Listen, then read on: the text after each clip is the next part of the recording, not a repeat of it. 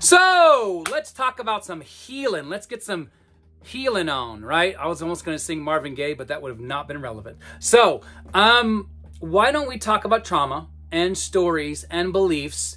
And then I'm going to give you a technique. And this is a pretty awesome technique. And this actually comes with a 30-day challenge. So if you're listening to this now, or whenever you're listening to this, do the 30-day challenge and you will see a massive change. And again, if you're new to the channel, everything's backed by behavioral science, social psychology, neuroscience, and the work of Neville Goddard. So let's get this party started, folks. So let's talk about how beliefs, any of them, good or bad, are limiting. All of them. They all have limits. Why? Well, think of a belief as like a form of tunnel vision, right? All you can see is what you are focused on. Okay, so a belief in one sense becomes like a camera lens. And you actually are looking through that lens. And so that belief, though, forms other beliefs. And so those form a belief chain. Okay, so go check out my video on belief chains. And what ends up happening, though, is you live by those beliefs. You not only live by them, you react by them, you emotionalize them, you tell stories about them, you justify them, you find reasons why they're right and others are wrong, and so on and so forth. And that's very key to understand, by the way. So you have to fully realize that every belief that we accept as true is a form of limitation. Limitation on who? Well, we are divine beings. So it's saying, God, I want you to focus on this. God, I want you to experience this, right?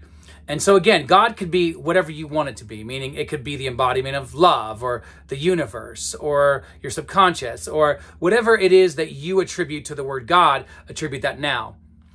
Neville Goddard attributes imagination, okay? So that's very key. So remember that. For him, it's imagining. He even says in one of his lectures, you could actually take away the word God and put imagining, okay? So it's God in action. Your imagination is God in action, okay? So when you're dealing with beliefs, though, some of those have very powerful stories. And some of those, you may not even know what to do with them or how to heal them or how to create a powerful story to overcome them. So, and that's very key, by the way, because some people say, well, do you have to heal from your beliefs before you can manifest, or can you manifest with broken beliefs, basically? And the answer is yes to both. So as somebody who's trained in psychology, I very much understand and actually am an advocate of trying to encourage other people to heal from their stories. But that doesn't mean that you can't manifest while you're healing. Okay, in fact, think about that. If you fully healed, you'd be dead. Because, I mean, basically, we all have issues and things that come up throughout our life, and those are all making an impression upon us. And so we have to then take what those impressions are and deep dive into what we believe about ourselves and what we believe about the world, our bodies, and so on and so forth. Right? Are you with me? So again, I want to encourage you to remember that trauma is part of a belief. And it's a belief with a powerful story that you keep repeating, okay? It's a story that you don't deserve, and I know that you don't deserve it, and you know that you don't deserve it, but how do you get rid of it? So again, there is a concept within Judaism called tikkun olam, and it means healing the world, right? The idea behind this, though, is that you don't focus on evil. You don't focus on bad. You overcome evil with good, okay? It's very, very scriptural in that sense. And the idea is this: you overcome the old story by having a much more powerful new story, right? So you let the dead bury the dead, which means let that story die. Don't go back to reasons and justification and say, he said, she said, oh my gosh, can you believe what that person did to me? All this kind of stuff. It's going to be tempting. It's going to be hard. But if you continue and persist and keep going, you're going to find a different person looking back at you in the mirror that's fully healed and restored from that particular issue, right? So again, very, very powerful, okay, to recognize that you have this within you. You have that capability. You have the ability to do this within yourself, okay? But on top of this, here's a practical technique as we come to the end of this video. And this is from the field of NLP, neuro-linguistic programming, okay? And this is called the parts integration. But I'm going to explain to you why it works and what's going on psychologically. Okay, so when you have a belief, what keeps it going is also the thoughts and the emotions. And if it's strong enough, and that means if you keep repeating it, then the emotion repeats as well. What ends up happening, though, is, like I said, beliefs are tunnel vision. So are the emotions. So are the thoughts. and they limit you. And so again, choose thoughts that you want to limit you in a good way, right? I am God. I feel good. I get what I want. But then what happens though is that if you allow that story to go, meaning the bad one, right? Then you're simply just going to be regurgitating it over and over and over, or manifesting it, right? And you don't want to do that. So again, what you're doing though is you're honing in on these particular feelings around it. So you're like, I had trauma, it makes me feel insecure. I had trauma, it makes me feel rejected. I had trauma, it makes me hate this person. Whatever it is, okay, those are all limiting as well.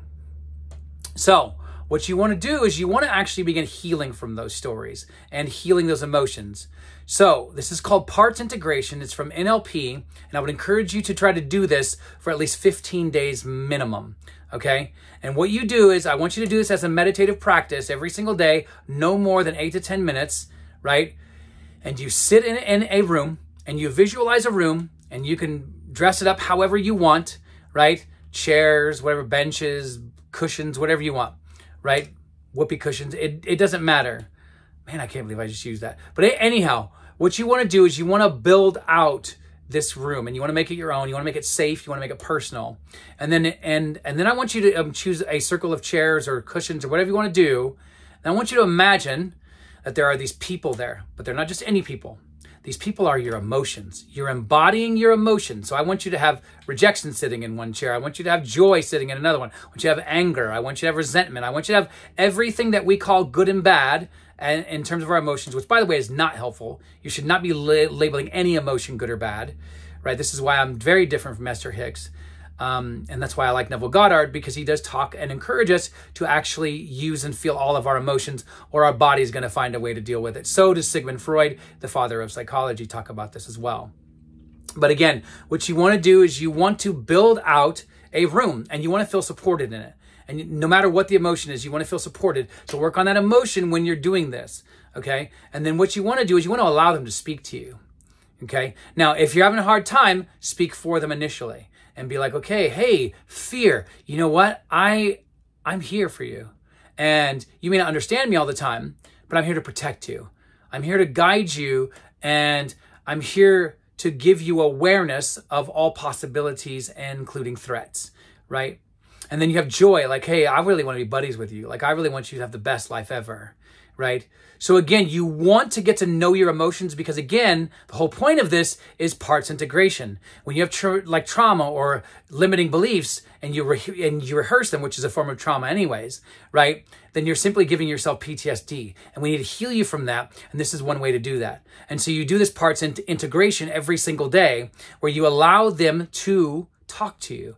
And what are they doing? Why are they there? What's their role in your life? What's their role in manifestation, right? And you start to relate to those areas that you have pushed away because you were trying to protect yourself, because you were telling yourself a limiting story, right? And so now you begin to understanding like yourself in a very, very different light, and in a very healing light, and you stop vilifying certain emotions over others, and you begin freeing yourself. And that's what I want for you. That'll also make you a 10 times better manifester if you use this technique. If you do, if you have before, let me know. If you haven't and you have tried it, let me know how it's helped you.